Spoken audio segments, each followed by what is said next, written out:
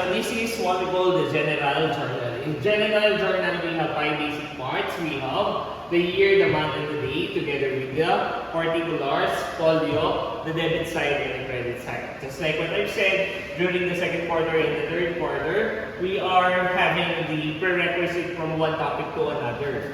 So when we say prerequisite, again, in Tagalog or in Filipino, lahat ng topic natin ay magkakatukso. From the process of analyzing, going to our accounting equation, followed by the general journal. Now, from the general journal, we're going to have our new topic for today, which is all about the accounts. Okay, in terms of the accounts, it's just like for the letter T. Okay, so kaya siya tinawag ng accounts kasi you need to form letter T. So, in forming letter T, you need to write down first the accounting title.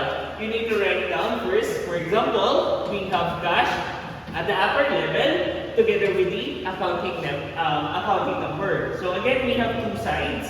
We have the debit side and the credit side. All we need to do is to copy the information from our general journal. So, our general journal, as you can see, we have here the accounting title, cash, and the folio number, which is number 11. So you need to get the amount, whether it's a debit side or a credit side. So this time, for January 1, the transaction is cash is debited, having the amount of 200,000. So from that, we need to transfer the information to our T accounts.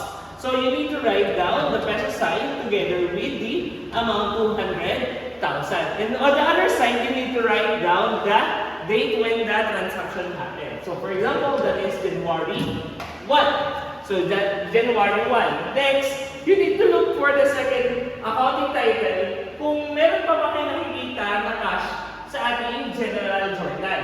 So kung wala sa number 3, you need to proceed with number 5 or January 5. So meron tayo dyan na dalawang side. We have equipment and cash. So unahin natin tapusin ay lahat ng cash. As you can see, meron tayong cash which is number 11. So siya ay credit side. So saan dapat siya ilagay? Ilalagay mo siya under the credit side. So pag transfer mo siya dito, we have 2,000 pesos having the peso side and write the date when the transaction happened.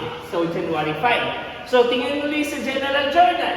Meron pa kayo nakikita dyan na isa which is about the furniture and cash. Tingnan nyo ulit kung alin ang debit side at ang credit side. So, makikita nyo ang cash ay credit side ulit. So, you need to write down sa T accounts yung 1,000 pesos. Then, write the date when the transaction happened. So, kapag wala nakikita sa general journal natin, pag wala na kayo nakikita dyan, babalik kayo sa T accounts mo. So, sa T accounts natin, you need to add both sides. Kapag walang kasama, just like this on the debit side, all you need to do is to bring down the amount. So, we have 200,000 pesos.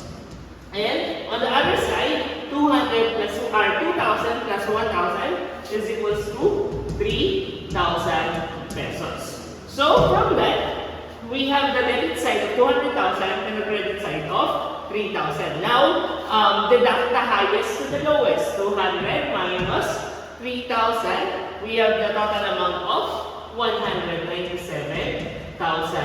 pesos. On that part, we need to put the debit balance or the DR balance. Bakit naging DR balance? Mas malaki si debit side kesa kay credit side. Then we have the total amount of 197,000. So, kapag tapos na kayo with the first title, you need to proceed with your general journal again. Tingnan nyo, alin pa ba yung hindi nyo natatapos? We have Mr. A, capital. So, pag meron ng panibagong title, all you need to do is to put again the title, Mr. A, capital. Then, draw letter T, then provide debit side and the credit side. So, tingnan ulit ang general journal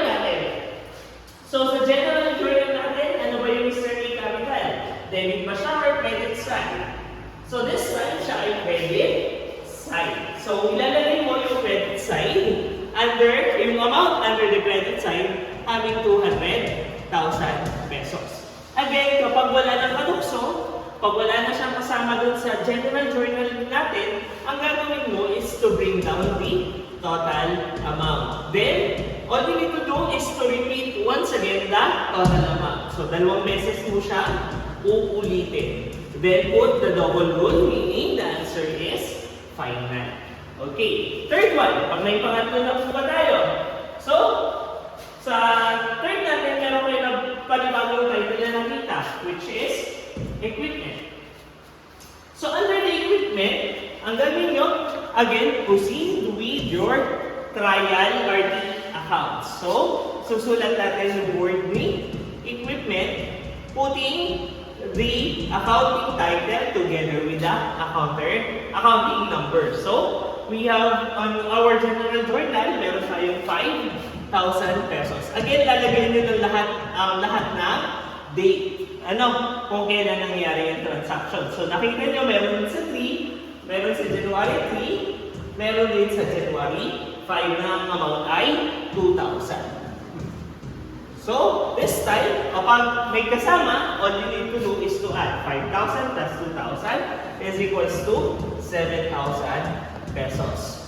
And then, kapag walang kasama dito, wala kayong gagawin, kundi i-bring down yung naging sagot, repeat the answer, 7,000 pesos, and put the double rule.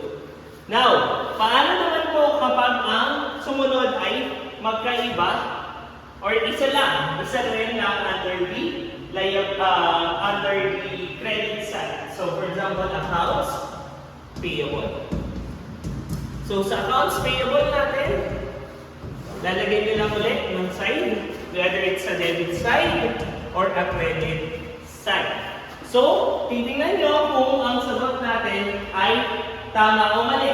So, kung wala siya sa debit side at nandun siya sa credit side, so ilalagay nyo lang siya under the credit side. So, we have the amount of 5,000 pesos na nangyari noong January 2. Kapag wala na kasama, again, ang gagawin, just bring down 5,000.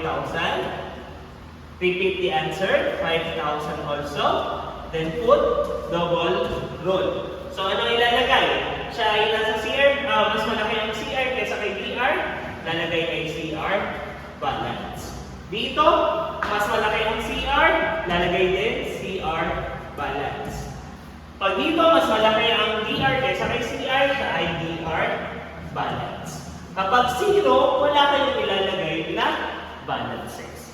So, hanggang matapos nyo lahat ng accounting title or nagawa nyo ng P-accounts, doon natin gagawin yung ginagawa talaga natin to prove the equality of asset is equal to the total capital. So, kailangan sa dulo sila ay mag-i-equal. Pag hindi nag-equal, uulitin natin yung process natin from analyzing, going to journalizing, from journalizing, going to our P-account. So, that will be the first topic natin in our fourth quarter session. So, sa mga susunod, meron pa yung matuksong na mga topic na may kinalaman in relation with analyzing, going to our P-account.